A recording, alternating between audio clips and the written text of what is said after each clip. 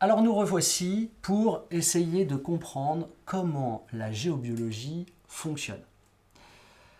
Comment il y a des millénaires sans électricité, sans moyen de communication avec les hyperfréquences, le télégramme n'existait pas, comment des gens pouvaient sentir, comprendre leur environnement avec autant de précision. Je prends juste l'exemple de l'eau.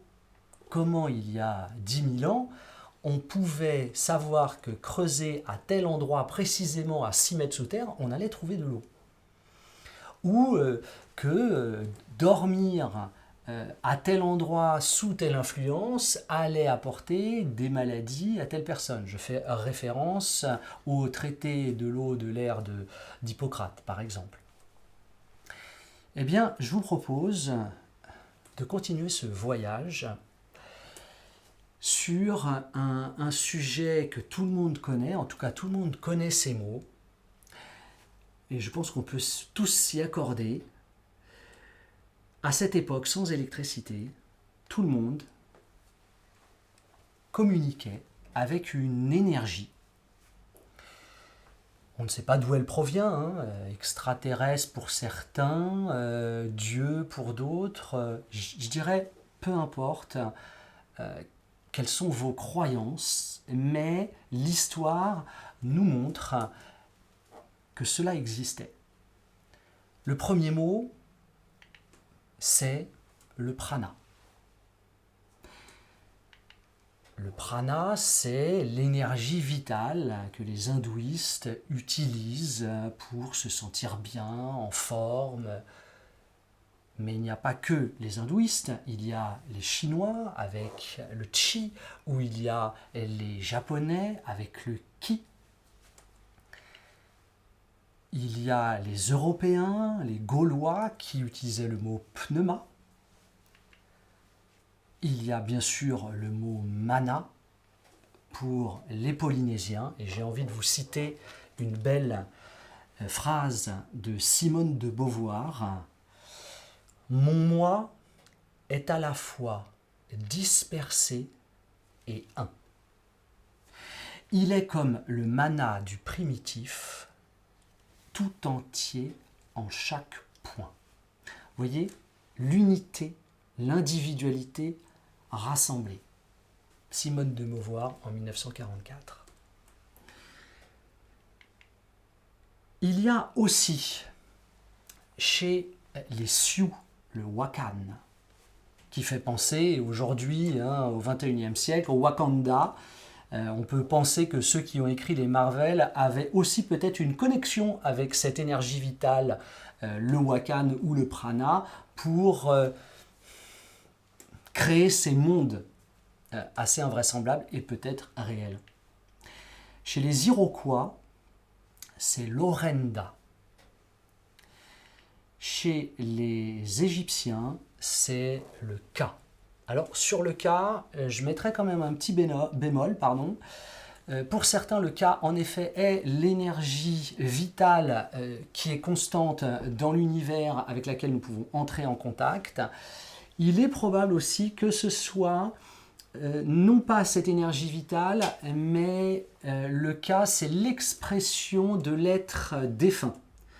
Quand l'être meurt, son âme est toujours en vie et elle serait appelée Ka chez les Égyptiens. Et donc les Égyptiens entrent en contact avec le Ka.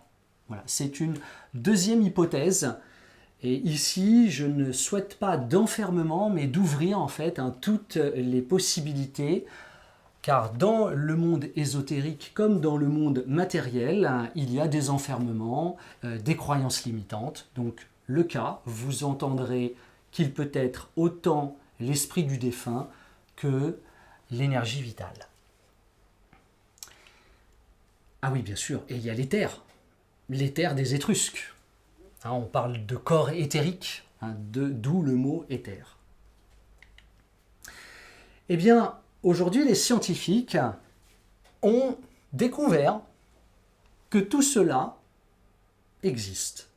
Ce sont des des expériences scientifiques qui ont été réalisées, on va le voir au pas juste après. Et le terme pour désigner en fait cette énergie vitale, c'est le champ de conscience unifié, le CCU, le champ universel. En fait, nous vivons tous interconnectés les uns aux autres dans un champ conscient qui nous permet de communiquer, d'avoir des interactions. J'ai créé cette formation hyper pratique pour que vous puissiez gagner du temps. En 6 ou 7 jours, vous allez sentir, vous allez développer votre intuition, vous allez ouvrir le canal médiumnique et entrer en contact avec le monde invisible. Il suffit de vous inscrire à la formation, le lien est ci-dessous, vous aurez le programme en détail et le bulletin. À bientôt. En fait, nous vivons tous interconnectés les uns aux autres dans un champ conscient qui nous permet de communiquer, d'avoir des interactions. Mais pourquoi en fait considérons-nous cela comme étrange? Eh bien, vous voyez ce personnage, René Descartes. Je vous propose de découvrir son histoire dans la prochaine vidéo. Donc revenons à la formation avec le personnage qui est ici René Descartes, philosophe ultramondialement connu au XVIIe siècle et encore aujourd'hui au XXIe siècle, qui parle, écrit le Res Cogitans et le Res Extensa en 1643 si je me souviens bien.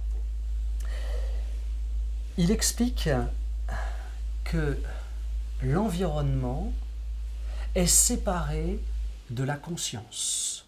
C'est-à-dire que la conscience propre de l'être humain est totalement séparée de la nature, de ce qui l'entoure.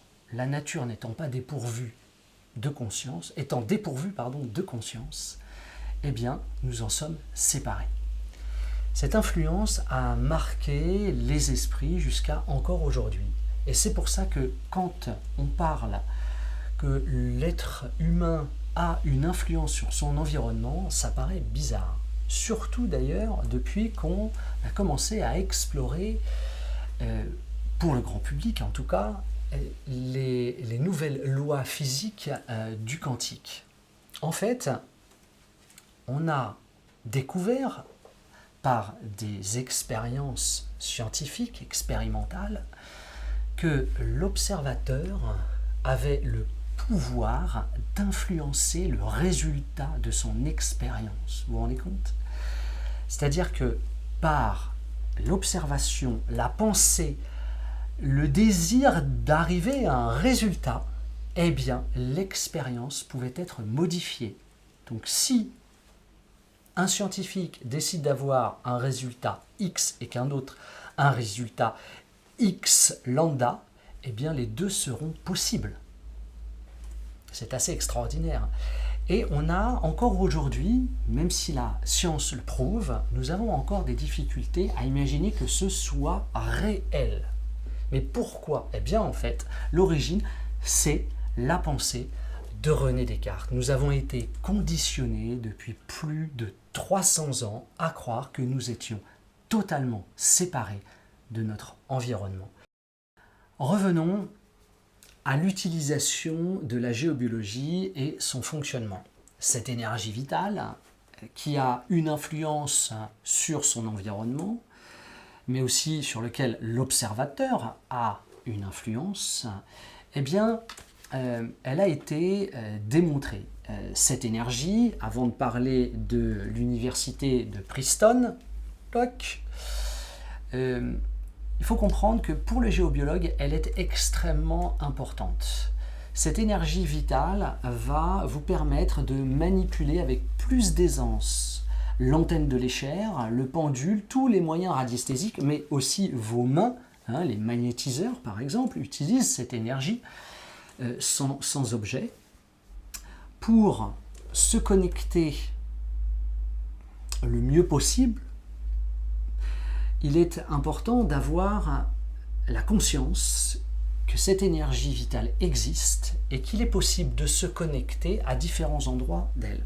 Différents endroits, c'est-à-dire que On peut se connecter à elle plus dans la matière, plus dans un côté informatif, plus dans un côté spirituel. Nous sommes esprit, âme et corps. Et bien, pareil pour cette énergie vitale, elle a plusieurs constantes à laquelle nous pouvons nous relier. Quand nous sommes parfaitement reliés, centrés à cette énergie vitale, eh bien, nous sommes reliés directement à la Terre jusqu'à la source. Il y a d'autres façons de se connecter qui peuvent être problématiques. Certains se connectent à ce qu'on appelle des égrégores. Certains se connectent à des nuages de pensée qu'on appelle égrégores, mais ils ne sont pas à la source. Donc, mieux sentir cette énergie pranique, chi, pneuma, éther, etc. permet d'être plus juste dans ces mesures. Et nous allons justement, par l'intermédiaire de cette formation de 7 jours, s'exercer à se connecter le mieux possible à cette ligne. Donc, continuons encore sur des preuves scientifiques. À l'université de Princeton, il y a une vingtaine d'années déjà, un projet est né. Plusieurs scientifiques, une centaine de scientifiques se sont regroupés derrière cet homme qui s'appelle Roger Nelson autour d'un projet qu'on appelle le Global Consciousness Project.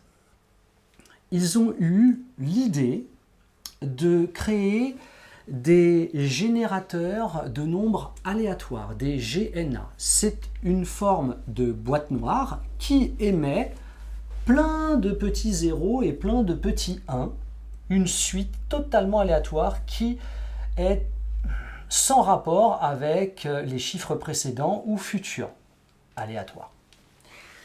Cette boîte est comme les boîtes noires, complètement hermétique à toutes les ondes électromagnétiques venant de l'extérieur. Elle ne peut pas être perturbée par quoi que ce soit. Et donc ils ont décidé d'en mettre un peu partout dans le monde, dont en France, et de voir s'il y avait une influence du monde extérieur dessus. Et en effet, le résultat, ça a été que parfois, il y avait pas du tout de suites aléatoires, mais des suites logiques qui revenaient. Donc ils ont poussé l'expérience un petit peu plus loin. Et l'expérience dont je vais vous parler, c'est celle du Burning Man. Je la trouve très belle. Vous connaissez donc le festival du Burning Man, qui est dans le Nevada, dans le désert de Black Rock.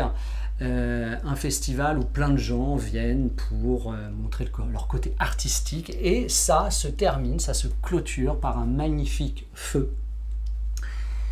Donc, en, je crois, 2012, il place un GNA à côté du feu, pas très loin, quelques centaines de mètres, et puis d'autres GNA dans le monde.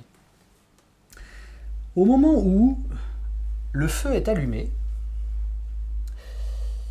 il découvre que le GNA mis à proximité commence à ne plus avoir une suite aléatoire, et quelques instants plus tard, ce n'est pas en secondes mais plutôt en minutes, les GNA autour du monde reproduisent une suite plus du tout aléatoire. Ça les intrigue quand même vachement. Et donc en 2013, ils vont carrément poser 6 GNA autour du Burning Man. Et figurez-vous que l'expérience est assez extraordinaire, puisque le GNA, tout le long du festival, a une suite aléatoire normale. Au moment où le feu est allumé, tous les GNA, les 6 autour, commencent à s'affoler. Un deuxième moment, c'est quand le feu embrase la totalité du Burning Man. Pareil, une suite qui n'est plus aléatoire. Troisième moment, c'est quand le Burning Man s'effondre. 3 moments clés émotionnellement forts pour les spectateurs, 55 000 spectateurs tout autour de ce Burning Man, et 6 GNA qui sont influencés par l'émotion humaine. C'est magnifique. Et là, on a la preuve, pour bien sûr certains scientifiques, qu'il y a une conscience universelle qui nous relie tous et qui a la possibilité d'influencer son environnement. Alors, pour les plus sceptiques des scientifiques, parce que encore aujourd'hui, en 2024, certains scientifiques considèrent que cette expérience est complètement le fruit du hasard. Mais j'ai envie de rappeler que le hasard est la façon de Dieu de passer incognito aux yeux des êtres humains. La conclusion de ce groupe de scientifiques est la suivante. Je vais vous la lire.